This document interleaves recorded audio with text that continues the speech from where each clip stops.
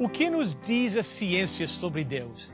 A matéria principal da revista Time, de 28 de dezembro de 1992, publicou: novas descobertas em física, cosmologia e biologia nos trazem mais explicações sobre o universo e o torna mais surpreendente.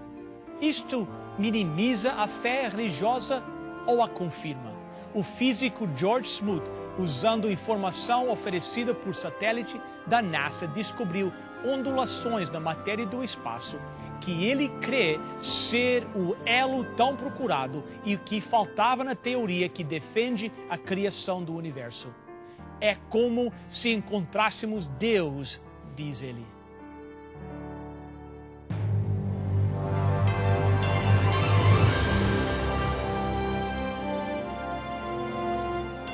Venceu a prova do tempo. O livro de Deus, a Bíblia, ainda relevante neste mundo complexo. E está escrito, partilhando mensagens de esperança ao redor do mundo.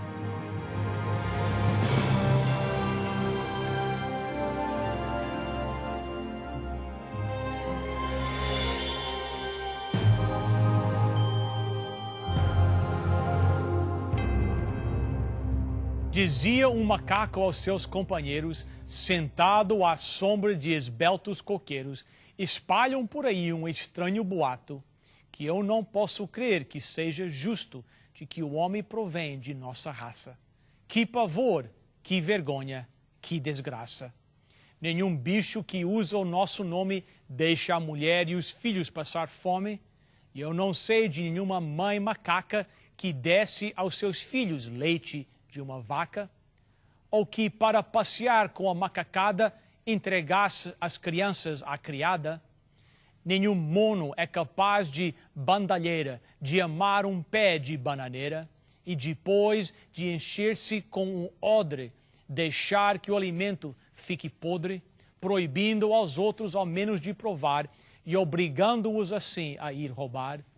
Nenhum macaco força um companheiro a trabalhar para ele o dia inteiro, não permitindo que o coitado tome o suficiente para matar a fome. O homem tem caráter muito fraco, não creio que descenda do macaco. É possível que alguns dos meus antepassados tenham sido pendurados pelo pescoço ou numa forca, mas tenho certeza que nenhum deles se pendurou a um coqueiro pela cauda. Hoje o mundo tem um novo Deus chamado a ciência. O homem diz: não precisamos mais de Deus, agora a ciência é o nosso Deus. A ciência tem mudado a nossa vida, tornando-a mais fácil de viver. Em nossos dias, a ciência tem feito verdadeiras maravilhas. Os homens penetram a vastidão do espaço com auxílio de grandes telescópios e, fazendo uso de microscópios eletrônicos, conseguiram desvendar muitos mistérios relacionados com o mundo que nos envolve. Também já exploraram e dividiram o átomo, descobriram muitas leis que operam em muitas áreas da natureza e venceram inumeráveis doenças. Agora, rapidamente, estão conquistando o espaço sideral. Muitas pessoas hoje pensam que, para aceitar o que está escrito no velho livro chamado a Bíblia Sagrada, e principalmente no livro do Gênesis, é necessário fechar os olhos e ouvidos às evidências científicas. Pergunto agora: pode um homem inteligente aceitar as descobertas da ciência e com honestidade crer no livro de Gênesis? Eu creio que sim. Ouvinte, eu creio na Bíblia Sagrada. Também creio em todos os fatos da ciência. Não nego nada de que o tubo de ensaios revela, nem aquilo que é provado em um laboratório. Não nego nada que o microscópio ou o telescópio revelam. Às vezes não concordo com a interpretação que algumas pessoas dão a essas revelações. Concordo plenamente com Darwin que as espécies às vezes variam, mas não concordo absolutamente com as conclusões que ele e os seus seguidores construíram sobre esses fatos. Durante muitos anos, os evolucionistas têm iniciado a sua bonita história dizendo que há muitos milhões de anos, num lugar escuro e úmido, alguns elementos se juntaram em condições privilegiadas e ideais e, sem explicação, formas simples e primitivas de vida começaram a se mover. Mas de onde vieram estas formas de vida? De um outro planeta? Isto simplesmente transfere o problema para um outro planeta. Não explica a origem da vida em nosso planeta. Para os evolucionistas, o tempo é o grande herói. As leis da probabilidade sempre dependem em grande parte do tempo. Ora, sendo que as probabilidades de que a vida viesse a existir por si mesmo eram muito remotos, decidiram então aumentar o tempo. Quem estuda as teorias de evolução pode ver que o tempo atribuído a determinados acontecimentos tem aumentado de uma maneira astronômica. Vamos supor que tivéssemos tipos móveis suficientes para imprimir o dicionário da língua portuguesa. Será que se lançássemos esses tipos ao ar milhões de vezes, numa dessas vezes eles se arrumariam e cairiam em ordem perfeita para imprimir um dicionário? Será que um furacão num campo de sucata poderia juntar um metal de tal forma que formasse um satélite, um automóvel ou mesmo uma bicicleta? Que pensaria se alguém, depois de uma delicada operação, dissesse: não creio que foi um médico que fez esta operação. Foi um candelabro que caiu do teto e por acaso cortou exatamente nos lugares certos. Mas, diria alguém, a ciência não prova que a Terra já existe há milhões de anos? Que diremos dos relógios radioativos como o carbono 14, potássio, argônio? Ora, estes métodos de determinar a idade de matéria estão firmados em duas suposições. Primeiro, que a rocha, quando esfriou, fez com que o relógio recomeçasse do ponto zero. Segundo, que a velocidade da desintegração atômica sempre foi a mesma. Um relógio não tem valor se a velocidade com que trabalha não é constante. Recentemente, cientistas da companhia Westinghouse descobriram que podem mudar a duração da vida do núcleo de um átomo. Não temos provas que a radioatividade tenha sido constante. Grandes aberrações da natureza podem ter mudado esta velocidade, como, por exemplo, um dilúvio apresentado pela Bíblia. A Bíblia não ensina que o homem foi criado na forma de um embrião ou um bebê. Adão foi criado como um ser adulto, com a aparência de ter pelo menos 20 anos de idade. Se um cientista examinasse um segundo depois de sua criação, diria que ele havia vivido há 20 anos. Mas isso não seria verdade. O homem teria somente um segundo de idade. As árvores não foram criadas de sementes, mas como árvores, completamente desenvolvidas. Se contasse os seus anéis, o cientista diria que teriam anos de vida, mesmo no dia em que foram criadas. As rochas foram criadas com a aparência de muita idade. Se o geólogo as examinasse apenas alguns momentos depois da criação, diria que elas tinham milhões de anos. Mas o que ensinam os fósseis? Alguém pergunta. Mais profundamente cavamos, mais simples se tornam os organismos. Isso não prova evolução? Alguma coisa que os evolucionistas parecem ignorar é que se um animal cujo fóssil foi encontrado tivesse tido uma morte natural, não se tornaria fóssil. Seria destruído por outros animais ou por bactéria num processo natural lógico. Somente quando enterrado rapidamente por alguma catástrofe, como um dilúvio, seriam eles preservados. E o que aconteceria num dilúvio tal como a Bíblia descreve? Os animais mais fortes e mais complexos procurariam terra mais alta, e os mais simples seriam os primeiros a serem destruídos. Portanto, Os arqueólogos acharam os mais simples numa profundidade maior.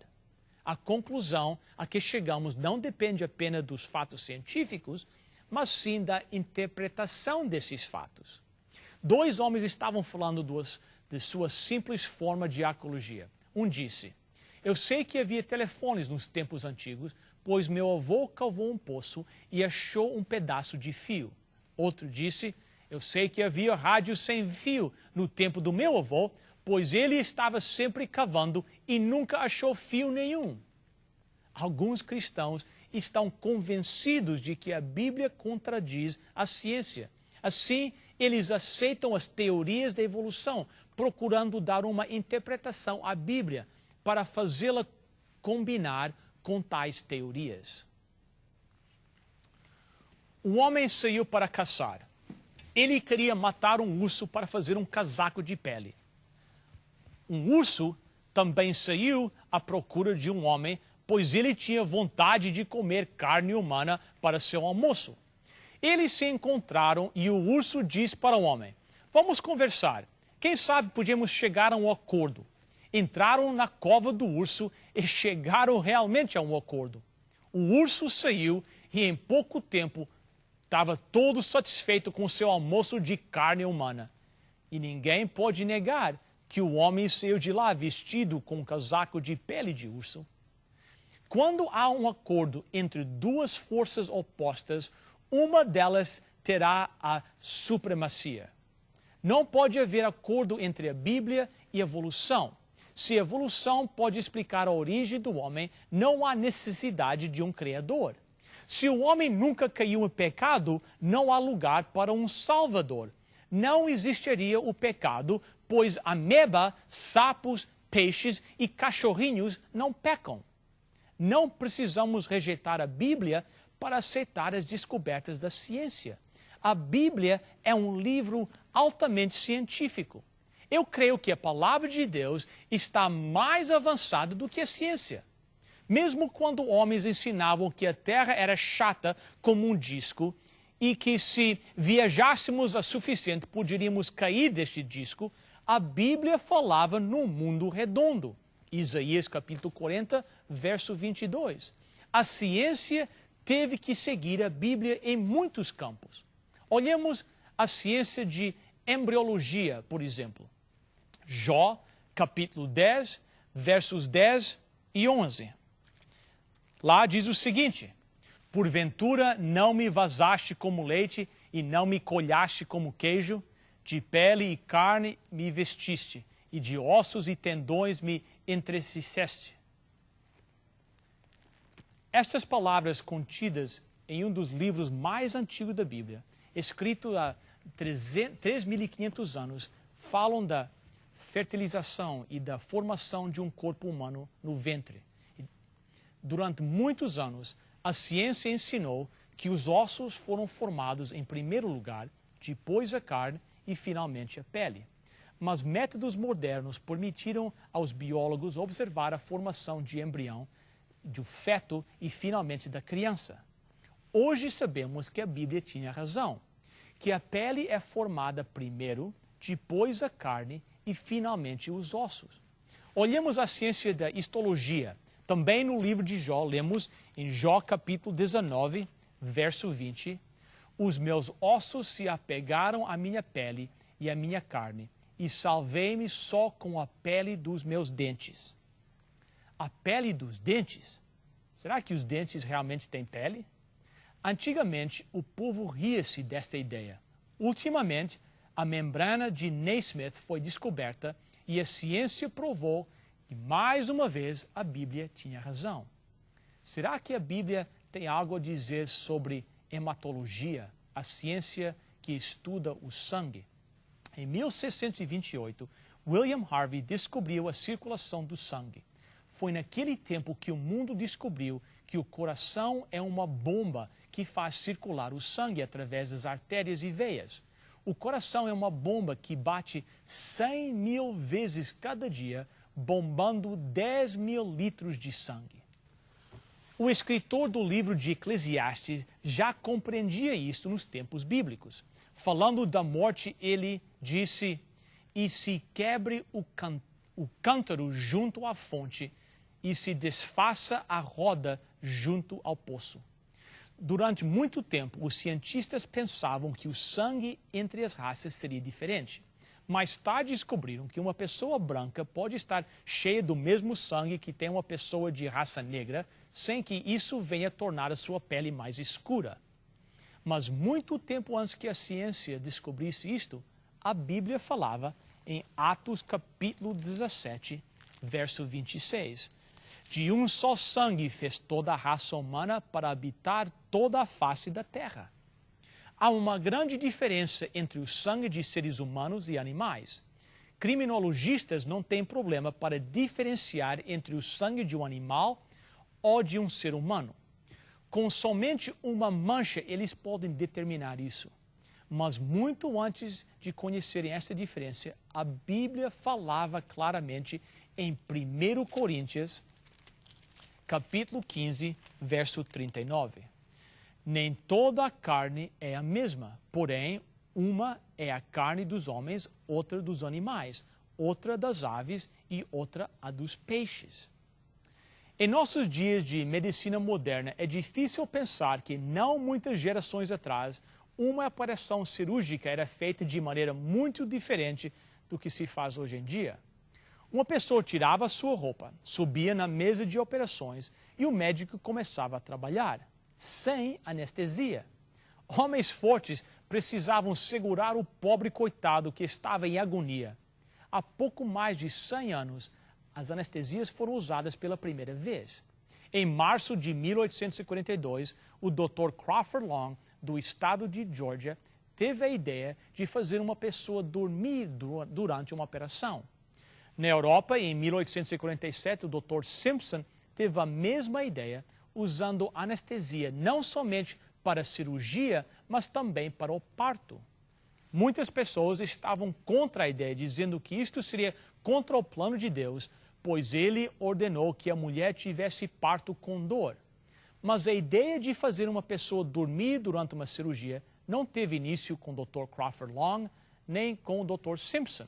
É um princípio tão antigo como o livro de Gênesis. A primeira cirurgia está relatada no primeiro livro da Bíblia. Gênesis capítulo 2, verso 21. Então o Senhor Deus fez cair pesado sono sobre o homem, e este adormeceu. Tomou uma das suas costelas e fechou o lugar com carne. Aqui temos os mesmos passos da cirurgia moderna.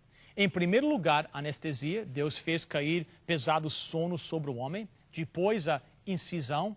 Tomou uma das suas costelas e, finalmente, a sutura. Fechou o lugar com carne. Amigo, você não precisa duvidar a palavra de Deus para aceitar as descobertas da ciência moderna. Pelo contrário, a ciência confirma o que está escrito na Bíblia. Quantas pessoas perderam a sua fé na palavra de Deus, mas não há nada que possa substituí-la? Fica um vazio em seu lugar. É fácil criticar e destruir, mas as pessoas que fazem a destruição nunca trazem algo melhor para substituir o que destruíram. Um explorador ateu nas selvas da África encontrou-se com alguns cristãos cantando hinos. Tolos, disse ele, vocês foram enganados pelos missionários. O velho chefe aproximou-se dele, sorriu e disse, meu senhor, conte-se por feliz que os missionários aqui chegaram antes. Está vendo aquelas panelas ali? Antigamente, elas eram usadas para cozinhar carne humana. Se não fossem os missionários que nos trouxeram o cristianismo, você acabaria nessas panelas hoje. Um ateu fazia um discurso numa praça pública e dizia, não creio em Deus, nem nos anjos, não creio no céu, nem no inferno, não creio na Bíblia. Já estudei bastante e tenho base para a minha maneira de pensar. Alguém tem coragem para me desafiar? Quero fazer-lhe somente uma pergunta, disse uma velha senhora. Você tem coragem de me desafiar, minha senhora? Então faça a sua pergunta. Muitos anos atrás, meu marido morreu, deixando uma família grande para alimentar. Parecia impossível. Eu estava para me suicidar quando ouvi uma mensagem no rádio. Comecei a estudar a Bíblia e recebi nova esperança. Consegui trabalhar e criei minha família. Agora as crianças estão todas crescidas. Eu sou velha, mas sou feliz. Não tenho medo da morte. Bem, eu expliquei o que a minha religião fez por mim. O Senhor quer explicar a estas pessoas o que o seu ateísmo fez por si? Se o Senhor destruiu a minha fé, o que me dará em seu lugar? O ateu ficou vermelho e desapareceu entre as pessoas. Não havia resposta. Alguém destruiu a sua fé? Você precisa daquela fé. Coloque a sua vida nas mãos de um Salvador que lhe ama e lhe dará a paz, a segurança, a salvação e a vida eterna. Pelo dia feliz que raiou, ó Senhor, hoje eu quero te louvar, pois minha alma contente acordou e ditosa se põe a cantar. Eu consagro hoje meu coração.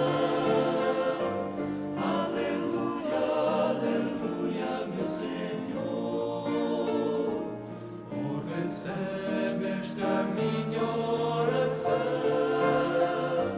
neste hino de glória e louvor.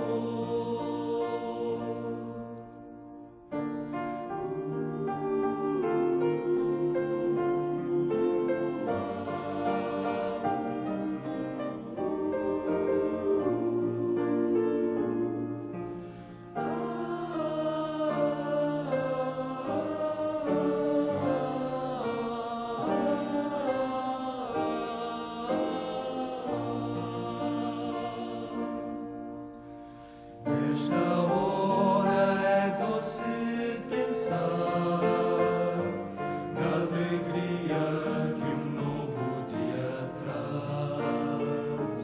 Com Jesus vou viver nova paz.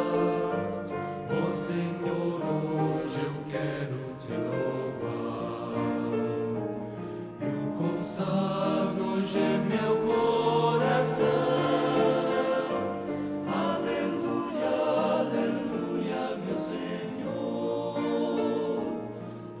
Recebe esta minha oração,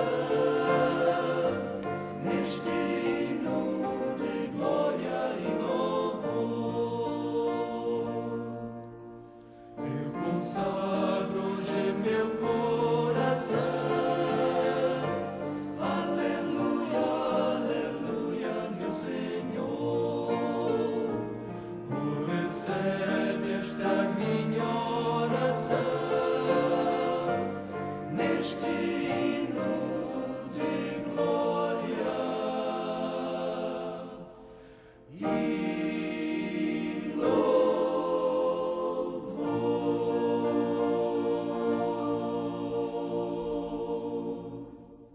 Oremos a Deus.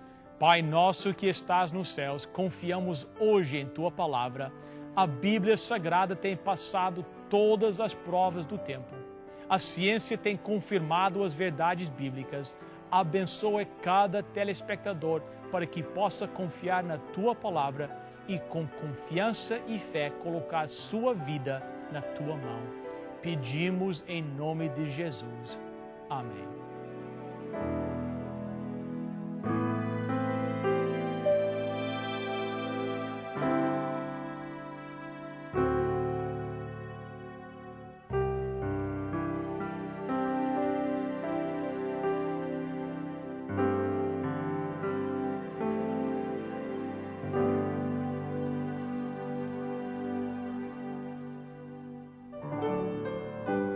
Que o Senhor te abençoe e te guarde. Que o Senhor faça resplandecer seu rosto sobre